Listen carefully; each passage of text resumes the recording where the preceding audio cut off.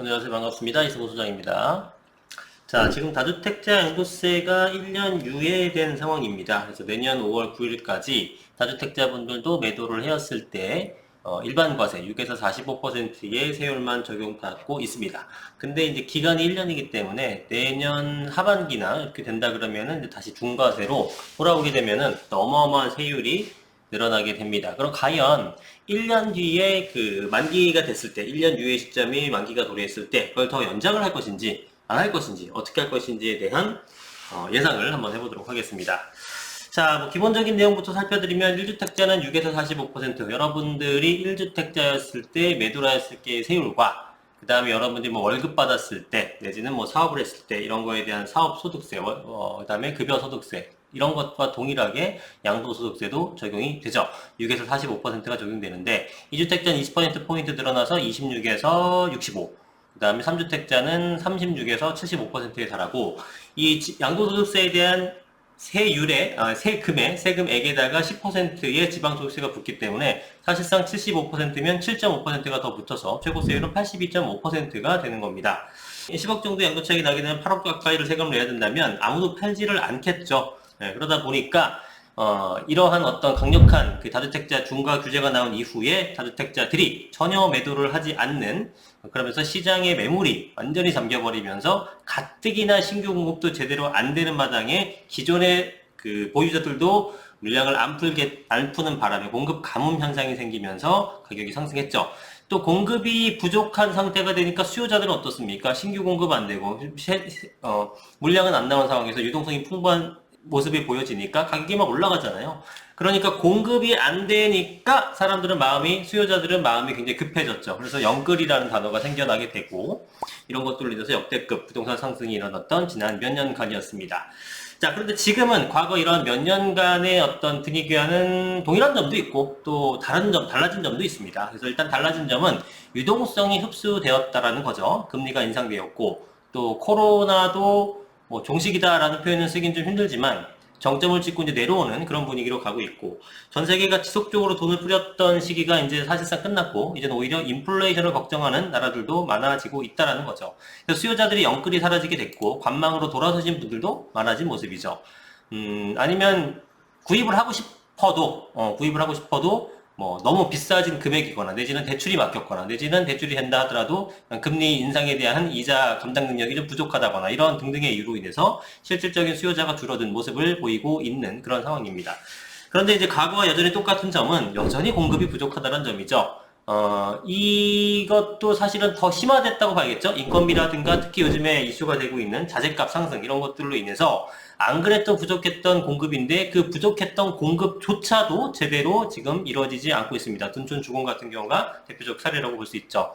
자, 정리하자 그러면 수요 측은 하방 압력이 있는 겁니다. 수요가 감소했기 때문에 가격에 대한 하락 압력이 있는 거고, 공급은 공급 부족이 더욱더 심화됐기 때문에 상승 압력이 있는 겁니다. 그래서 양쪽의 압력이 다 있어요. 하락할 위험과 상승할 위험 양쪽 다 지금 모습을 보이고 있는데 어느 쪽의 힘이 더 셀지에 따라서 부동산 가격은 상승할 수도 있고 하락할 수도 있고 또 지역별로 양극화 현상이 크게 생겨날 가능성이 대단히 높게 되는 거죠. 자, 그렇다면 정부의 입장에서 본다면 정부의 목적 자체가 부동산 가격의 하향 안정을 시키겠다라는 목적이 있다면 지금 어차피 수요 측에서는 지금 잠깐 관망세로 돌아선 분위기가 많으니 상승 압력을 줄이면 되는 거죠. 이 상승 압력이 뭐였습니까? 공급 부족이었기 때문에 공급을 늘리면 되는 겁니다. 자, 그러나 부동산의 공급이라는 것은 단기간에 되는 것이 아니죠. 상당한 시간이 소요가 됩니다. 당장 공급 부족이 심각한데 뭐 한 10년 뒤에 완성된다? 의미가 없는 겁니다. 당장 부족한 상황을 해결할 수가 없으니까. 그래서 신규 공급이라는 것은 뭐 3기 신도시가 됐건 뭐가 됐건 간에 장기 플랜, 중장기적 플랜을 가지고 꾸준히 당연히 진행을 해야 되고, 당장의 어떤 그 공급 부족을 해소시키기 위해서는 기존의 보유자들의 매도 물량 출회를 유도를 해야 되는 겁니다. 당장 오늘 아니면 내일 나오는 건 아닙니까? 그런 것들의 대표적인 정책 중에 하나가 바로 양도세 완화라는 거고요. 그래서 이런 부분을 알고 있는 현 정부가 인수위 시절부터 부랴부랴 양도세 완화 카드를 꺼내 들었고 정부 출범과 동시에 시행을 했죠. 원래는 좀 더 빨리, 한 달 먼저 빨리 하려고 했는데 전 정부인 문재인 정부에서 반대를 했었고요. 자, 그런데 공약에서는 이 양도세 완화 기간이 2년이었습니다. 저는 2년 한시여서 조금 실망을 했는데 실제로는 더 줄어서 1년으로 줄어버렸죠. 그래서 이거는 아무래도 정치적인 부분과 엮여 있는 거죠. 민심 또 생각을 해야 되고, 뭐 양도세 완화에 대해서 곱지 않은 시선을 보내는 국민들도 충분히 많이 있기 때문에, 그리고 뭐 부동산 가격 상승에 또 어떤 영향을 미치지 않을까, 이런 여파까지 고려한 그런 결정이라고 볼 수 있겠습니다. 뭐 이해합니다. 충분히 그런 조치를 취할 수 없는 상황이었겠죠, 나름대로 생각했을 때. 그런데 1년이 또 지났다고 가정해보죠. 그러면 23년 5월이 되는데 내년 5월이 되면 양도세 완화가 끝나게 되고 다시 중과세로 돌아설까? 아니면 추가로 연장을 할까? 이거에 대한 얘기를 해볼 필요가 있겠죠. 저의 생각은, 저의 의견이라는 90% 이상 연장될 것이라는 것에 베팅을 하겠습니다. 일단 현재 정부가 다주택자에 대해서는 전 정부처럼 어떤 투기 세력의 시각으로 보지를 않습니다. 예.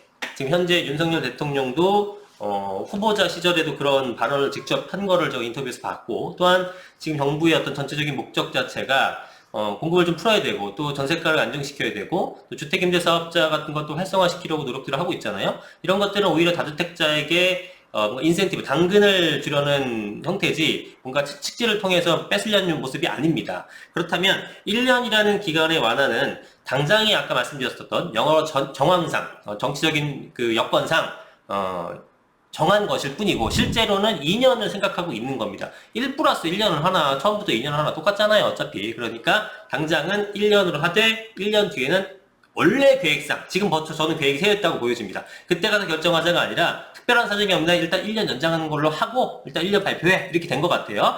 실제로는 2년을 연장할 계획이라고 생각이 듭니다. 그러면 최소 1년이 또 연장되게 되면 24년도가 넘어가잖아요. 그럼 여러분들 알고 있다시피 24년도에 뭐가 있습니까?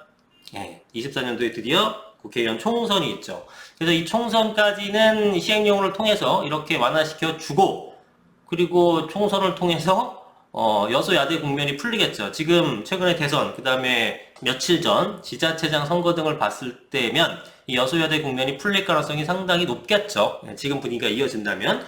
자, 이렇게 되면 다주택자에 대한 세율 자체를 변경하는 어떤 세법 변화를 통해서 세법 변화를 국회에서 이제 추진하게 될 걸로 봅니다. 그래서 1년의 어떤 그 시한 연장은 뭐 정황상 그렇게 할 수밖에 없었다라는 거고, 사실은 2년의 계획을 있었다. 그리고 더 중장기적으로 보게 되면 2년이라는 한시는 국회 총선에 대해서 여소야대 국면 풀릴 때까지 가져가고 그때는 아주 확 바꿔버리겠다는 그런 플랜을 갖고 있는 것이 아닌가라고 저는 생각을 하고 있고, 이게 맞다고 저는 생각합니다. 물론 확신할 수는 없습니다. 뭐 세상은 워낙에 변수가 많으니까요. 그러나 그런 플랜을 갖고 움직이는 것으로 예상이 된다라고 봅니다.